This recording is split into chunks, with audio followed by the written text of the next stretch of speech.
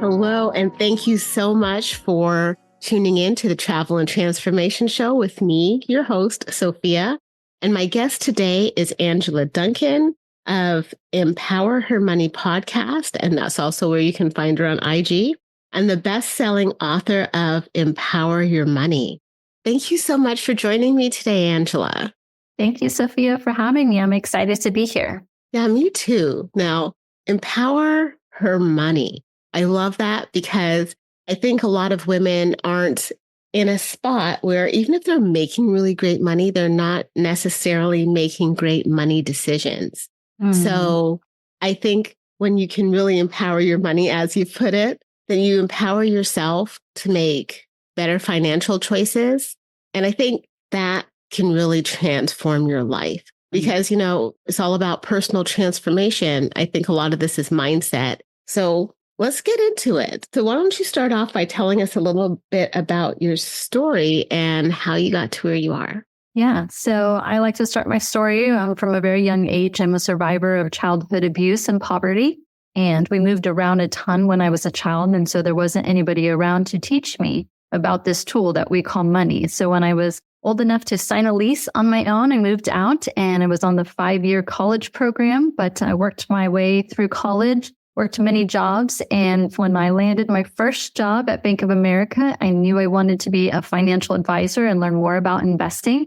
And I was fortunate enough to have some amazing women that were around me, that I asked lots of questions, that I kind of just got involved in their world so that I could learn more about investing, because I figured if they're doing it and they're successful at it and they're confident, amazing women, that I needed to surround myself with people who were doing bigger things than me so that I can learn more about this tool that we call money. So I've been studying personal finance now for over 25 years in many different ways and businesses. And so kind of at a point in my life where I really want to teach women how to use this tool and use it to empower their lives so that they can live in what they feel is a financially free lifestyle. I love that. And I like that you call money a tool, because I think we have so much meaning making around money and what money is, what money should do, what money is to me. Can I even have it? Do I deserve it?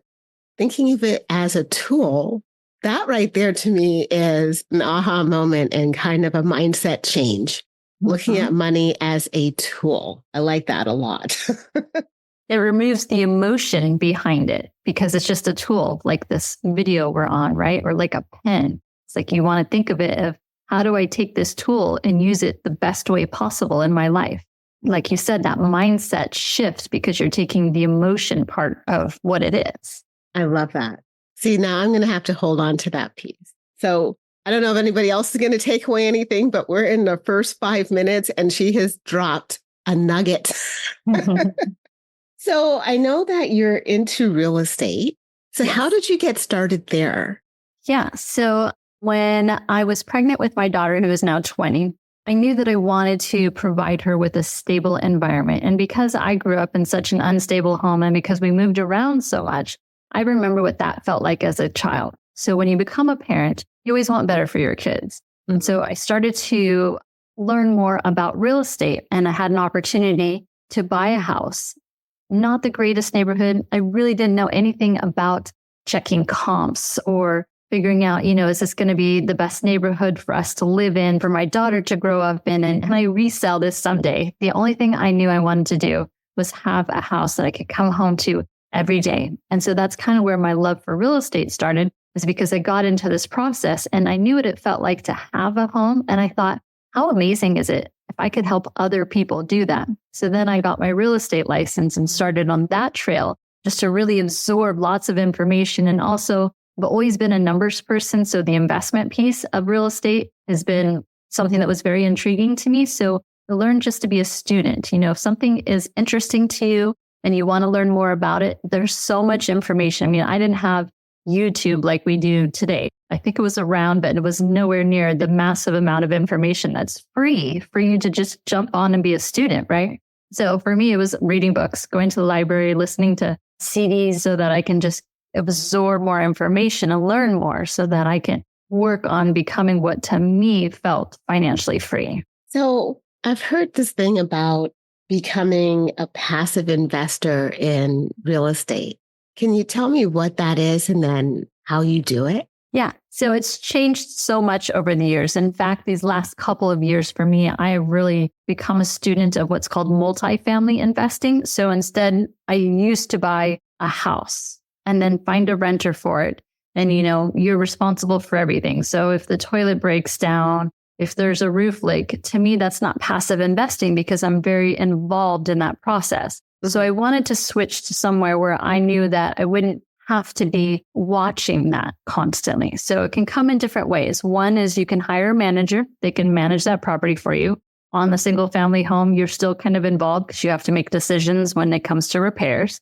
So the last few years, I was fortunate enough to become a mentee of Grant Cardone. So Grant Cardone is very huge in this multifamily space. And I thought, again, if I'm going to learn about something, I want to find someone who's doing big things and is successful. I mean, he has a $4 billion portfolio. So I think he kind of knows a little bit about real estate investing. Just a little. But, in his world, you have to pay to be part of his mentorship. And so I thought, well, this is an investment for me. I want to learn how to be more passive. I want to put my money to work and not have to worry about getting calls about broken toilets on Christmas. I mean, I want those people to be taken care of, but someone else is going to manage that for me. So that's what I consider passive, where I'm giving my money to an investment and I don't have to do anything. I just receive a check every month for it. So obviously everybody's different. Every property's different, all of the things, right? But how much would you need to get started to invest like in a multi-family home? And do you need a group of investors to do that? I know I'm asking a ton of questions all at the same time. And then how do you find these investors? Yeah. So, I mean, there's so many avenues. You have to do your research and you have to think, what am I comfortable with? How much money can I put aside? Because you have to know that this money that you're putting into these real estate investments, you can't go and say, excuse me, I need my money back because my car broke down. Like, this is money you're setting aside that you plan to, on my case, I think about it as I'm not going to see this money again. It's going to be in an asset that's going to grow the value of it, but I can't pull that money back out. So you really have to know that. And there's many, many avenues. I mean, I think even Amazon now is in this fractional real estate space where you can go in, pull your money together, let them management for $500. You can go buy a piece of a condo, right? So it really depends on what you're comfortable with. How much money can you set aside and for very long term? And how much do you need to make with that money? So there's small pieces that you can do, $500. Grant Cardone has a fund where you can do $5,000 is this his minimum investment, but there's tons and tons that allow for you to have smaller investments so that you can at least get started on that real estate investing. And then as you grow your business or you grow, your W-2 income and you can put more money aside, then you can grow. But you can start small. And there's plenty of avenues nowadays that allow for you to do that. I like the idea of dipping your toe in the pond and starting small so that it doesn't, again, feel like, oh my God, doing a thing. It's like, yeah, I used $500 of this tool to be a part of something bigger and it can give me a return. So I'm really liking that part too. And it's funny that you say that too, because I do think, and this is probably one of your questions, but as women, we're a little bit scared. So like dipping your toe feels somewhat okay and maybe a little comfortable. Whereas my mentor, Grant Cardone, says, go big or go bigger. Like, why are you investing in a single family house when you can invest in 500 units, right? You own like a very small piece of it, but do you want to own 100% of a grape or do you want to own 5% of a watermelon? Like that visual piece of it. And it's scary for us because we're very heart-centered and we get a little bit more nervous than our male counterparts when it comes to investing. But you have to know what are you comfortable with before you head down that road. And I never talk about investing until we figure out where you are, your income, your expenses. We look at all of that first before we think about investing, because I need to make sure that your house is in order before you go put money in someone else's house. I like that also because you hear so much about investing, but I think, but I'm not a financial advisor, that you need to have a certain amount of savings cushion before you go and invest. Because again, like your earlier statement, if your car breaks down, you can't take the money back. So you Right. have to have a cushion so that if your car breaks down, you can, okay, so I have this savings here that I can go and handle my car so I Right. can be functional in my life. But you said women are more heart centered. So that really says to me that women do think, invest, and act differently than men. So can you give maybe a couple more examples of that? So anybody who's listening might be able to identify themselves in this. Yeah. And this can get us in trouble, to be honest, because you have to follow certain rules when you're investing in real estate. So, Sophia, say, for example, you bought a house and you moved this nice family, they moved into it, they qualified according to your standards, whatever your credit or your income criteria is, they moved in. And then Christmas comes and they spent too much money during Christmas and they're calling you in January and they're saying, hey, I'm a little short. Do you mind if I pay you a little bit in the first and a little bit on the 15th? Well, you might think, no problem. But now you're allowing this standard to start because you know what it feels like to perhaps not be able to have enough money to pay your bills. So you give them a little leniency. Well, you've kind of set that standard now. So next time that they're having trouble, they're going to come to you, Sophia, and your heart is going to be, okay, I'll help you, because that's what we want to do. As women, we help each other, right? We could feel what that feels like. I'm a parent. So if I need to, put food on the table or pay my rent, sometimes you've got to make decisions. And that's going to bite you in the butt sometimes because you have to think about that tool. You bought this house. It's a tool. It's supposed to be creating income for your family. And now you're using your heart to make decisions instead of using your mind to make decisions. And as women, we lead with our heart. So sometimes it's hard to remove that emotion and come in and think about, okay, what's the best thing I think I need to do? And keep my rules in place. Because now when I go buy another house and put another family, I have to apply the same rules. Otherwise, they could be taking advantage of me. And not that they may be meaning to, but if I allow it to happen, they're going to continue that cycle. And you've got to not get into that cycle to start. And I like that. The words you just used, allow it to happen, because we do teach people how to treat us. And then we allow things to happen. I'm not saying, please don't think I'm saying everything that happens to you is like, you did it. But a lot of times we do train people how to treat us. And so I think even looking at it from a money standpoint, it's like you don't really think about it that way. But again, here's a new way to think about it. You're trying to be helpful, but at the same time, you're training people not to pay you. And you need to get paid. Right. So I know another thing that you've talked about is having multiple streams of income. So can we talk about that for a bit? Yeah. I mean, this is really too for my business owners. We think about our businesses as one way of creating income. So for me, for example, my business is podcasting. I'm a host of a podcast. There's ways that you can create income from that. But now that I've established this podcast and kind of I'm in the market as this person, how else can I create another way of income? So for me, I wrote a book. So I've got a way for that income to come in. And then I do speaking. So I have a way for that income to come in. Now, it might not apply to all people, but if we think about real estate investing, multiple investments is still multiple streams of income. Now, I also have money in the stock market. I don't believe, 100% real estate because I can't control either side for a lot of things. So I'm taking my risk down a little bit when you put money in different places that you have researched, that you feel comfortable, that you've hired an expert to manage. So those income comes in so that I'm never really nervous about any one. So if the real estate market gets a little tough, then I've got the income over here in the stock market that's still giving me some income. And then it allows for me to have logical decisions instead of emotional decisions because I've got multiple places that money is coming in. Now, if you only have a job and you have no other income and you lose that job, how scary that feels. But if you had other income coming in from other places and you lost your job, still scary, but I've got my bills paid and now I'm going to go find a job. And that allows for you to make better decisions when you don't have so much pressure, when you have multiple streams of income coming in. And that, especially with what we've just gone through with the pandemic and everything, a lot of people did lose their jobs. It was scary. And I actually know people who are still looking for jobs since then. And they don't have multiple streams of income. It is scary because then it's like, what's next?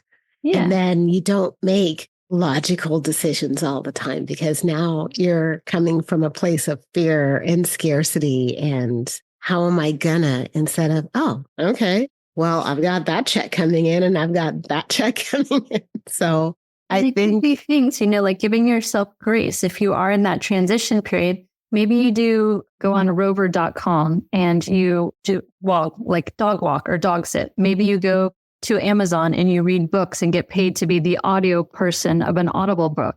Maybe you like to cook. Well, put some ads on Facebook and just say, hey, I can come cook for your dinner party. Or maybe like me, I don't cook at all. So if I have a dinner party at my house, food's coming in that I'm not going to create myself. So it's like figuring out, what are you good at?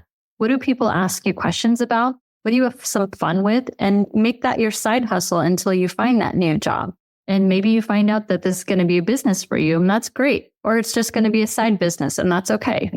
Whatever it is, there's so many options for you to be able to create income from. Uber drivers and tutoring math from your home via Zoom. You've got to go outside that box a little bit and not be so nervous, but try some new things and see. You never know. You might create this whole business that you never knew that you could do because it's something that you enjoy doing that's just naturally easy for you. I like that all those ideas just easily just rolled off because they're not necessarily things that people might think about. It could be your new side hustle. Even if you're not in a transition period, it just could be a thing. Yeah. You are just dropping so many nuggets to me. I know my audience is going to love this too, because again, I think mastering your money can really transform your life because it does allow you to do so many more things. I mean, I've heard so many times that money doesn't make you happy. It's like, yeah, but you can buy a lot of things that do. Or live a lifestyle that makes you happy, or have a degree of freedom that makes you happy. So this tool called money can do a lot, and yes, happiness does come from within and it's an inside job and all the other good things, but all the outer trappings can be pretty cool too. Yeah. I mean, think about I'm happy when I give money to my church, but I need that tool to be able to do that. I'm happy when I can, give my daughter something, take her out to dinner and spend time with her. That tool is needed. So like you said, that mind shift change, not thinking of money as any emotional thing, but what in my life do I need this tool for that helps create some happiness for me too? So we've already talked a lot about it, but I'm just going to ask the question to see if anything else just naturally rolls off. What mindset changes beyond using money as a tool do women really need to have around money? Yeah. And you kind of touched on this earlier, but we deserve it. We deserve to live in abundance. This world has abundance all around us. And when you give yourself grace and say, yes, I deserve this, then it allows for your brain to kind of look for opportunities. We hear this example all the time. When you're thinking about buying a car, you start to see that car everywhere. It's because you told your brain, this is a car I'm thinking about. And now it's looking for that information. So when you tell yourself, I deserve to live in abundance, I deserve to be debt free, whatever it is that is important to you, your mind starts thinking about it. And now it's looking for these ways. How do I make that happen? That's what your brain wants to do because you've told it, this is what I want.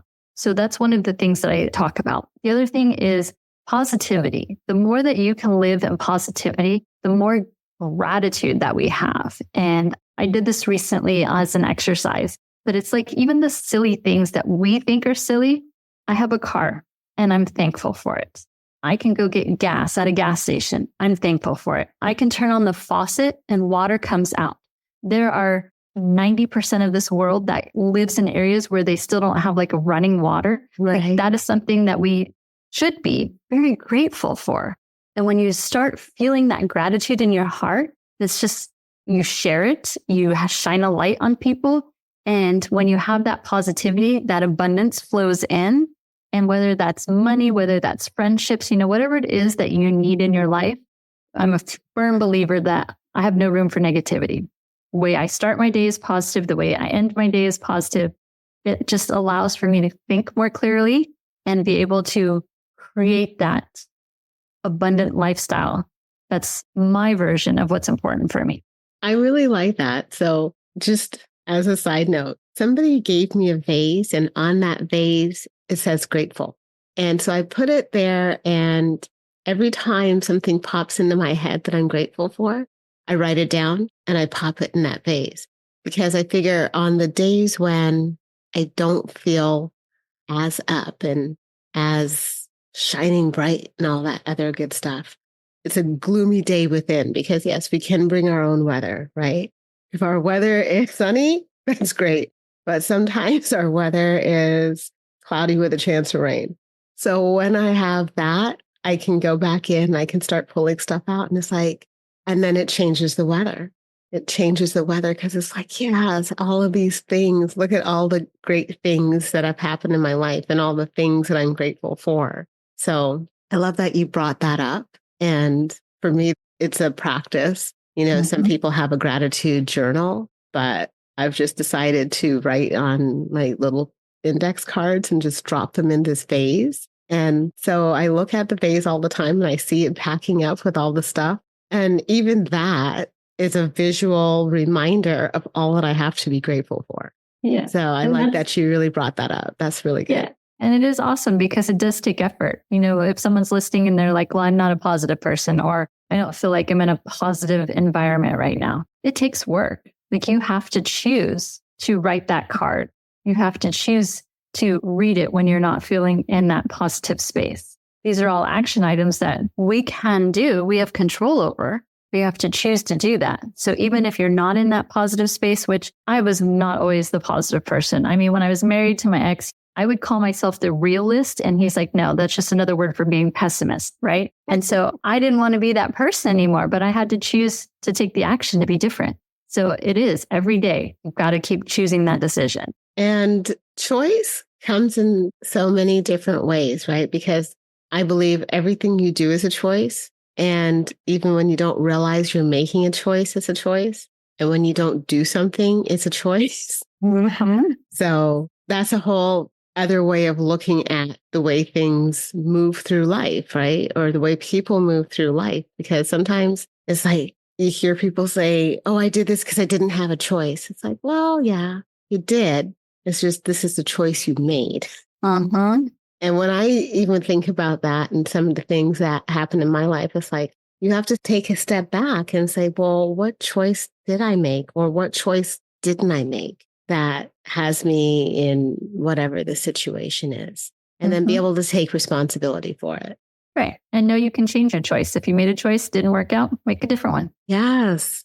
Yes. I love that part. So what tips can you give to women for mastering their money? Maybe as many as you can. Yes. Because you just keep dropping the bombs, but. Yeah. So first, and it sounds simple, but knowing your numbers is huge. So a good exercise is to print out. And I like printing because it's very visual. But if you pull up your credit card statements, pull up your bank statements, and print out 90 days, look at your numbers. What are you spending money on? And take a highlighter. And I want you to really challenge yourself and think about, do I really need this? Is this helping me to get to my goals? So when you first look at what you're spending money on, I mean, the average person has like 10 subscriptions between Netflix and Hulu and gyms and any app that you've downloaded. Rocket Money is a good app that helps you to track and cancel your subscriptions. But even if it's $5 a month, if it's not serving you, then cut it loose.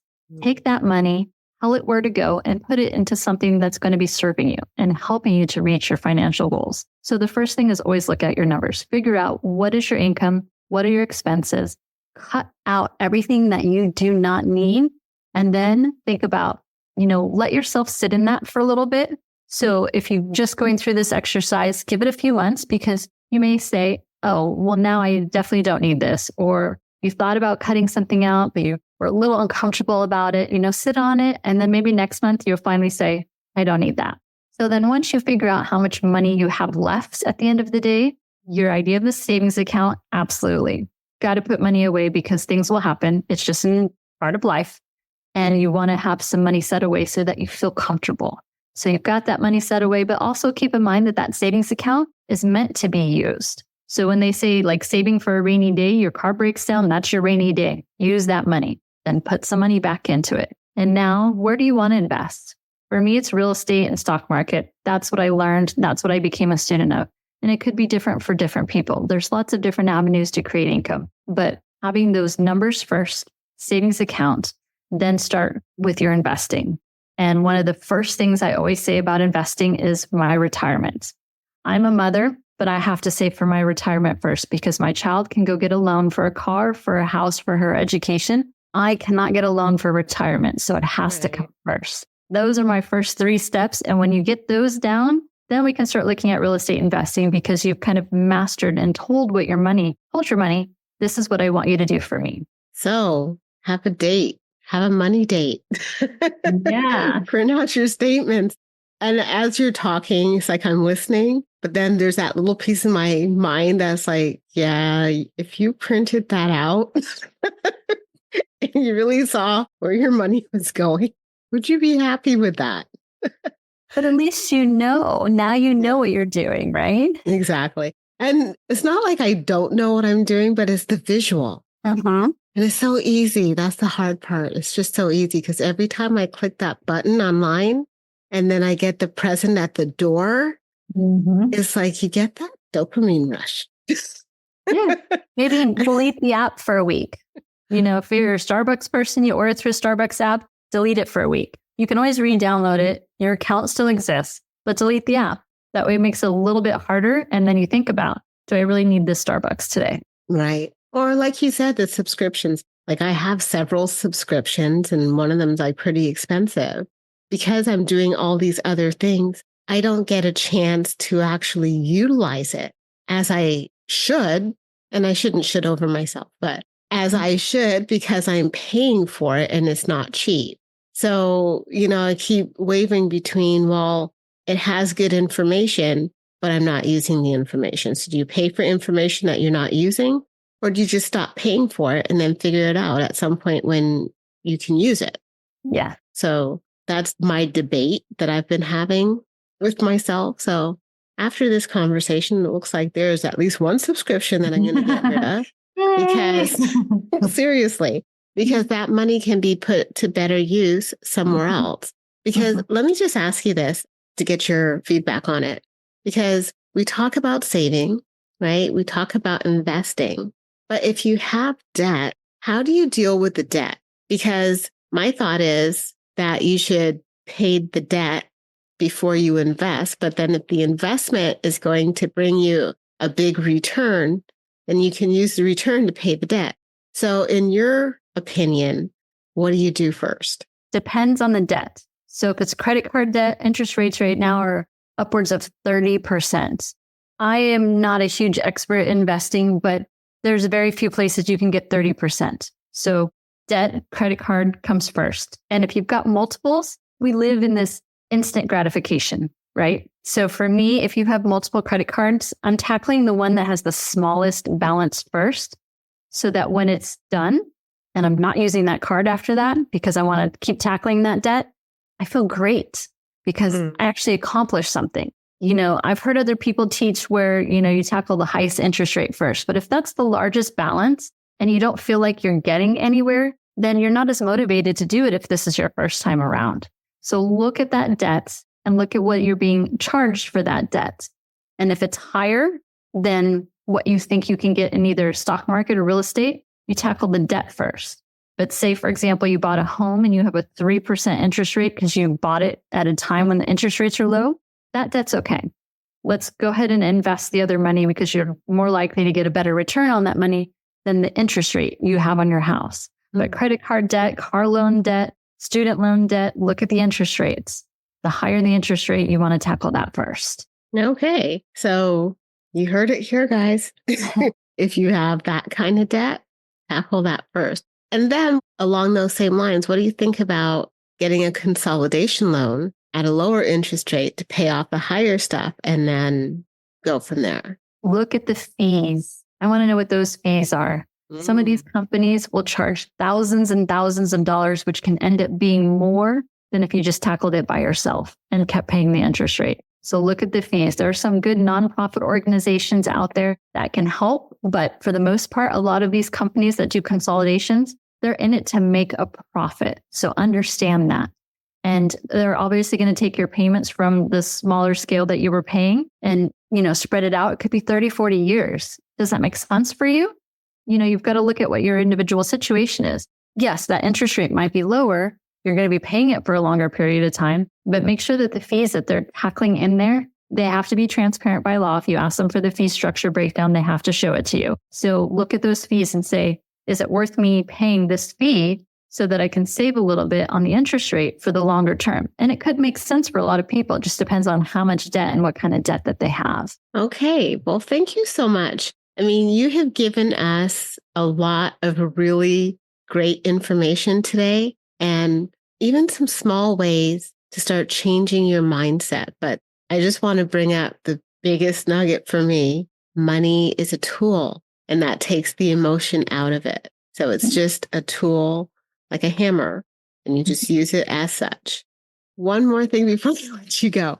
So for women who think that travel is too expensive, what would you tell them? I think I want to leave it on that note, since we've tackled how you can transform your life through your finances. Now let's look at a little bit of travel and finances.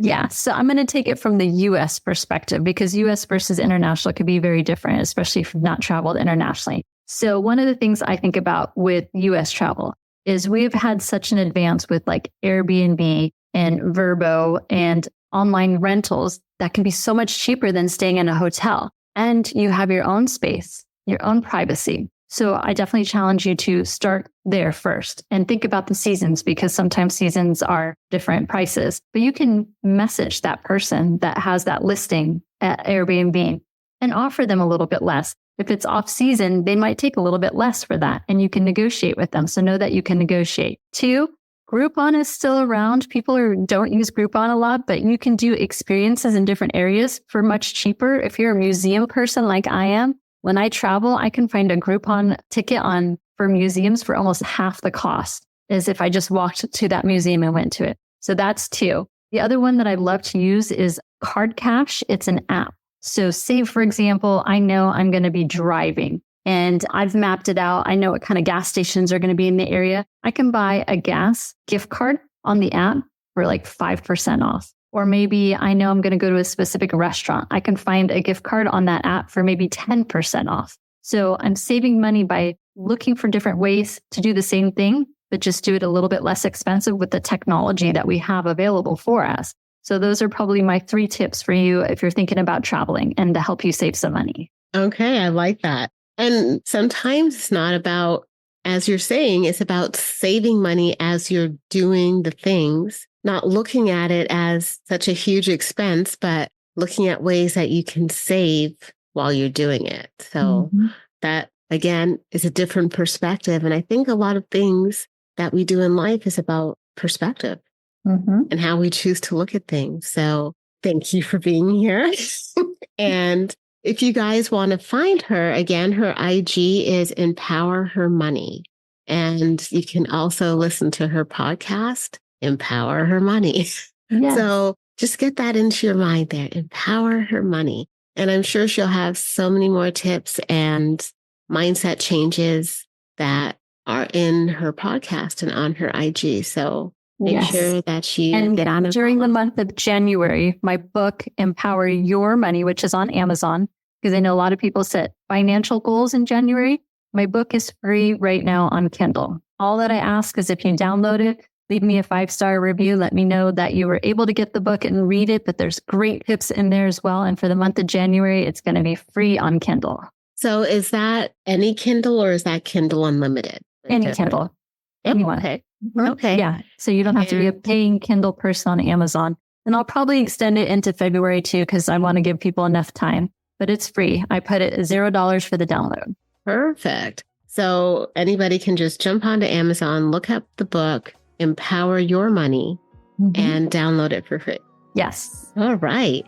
Well, thank you so much for that. I know I appreciate that. And I'm going to jump on over to Amazon and just keep it to that Kindle download. So thank you again and have an amazing day. Thanks, Sophia.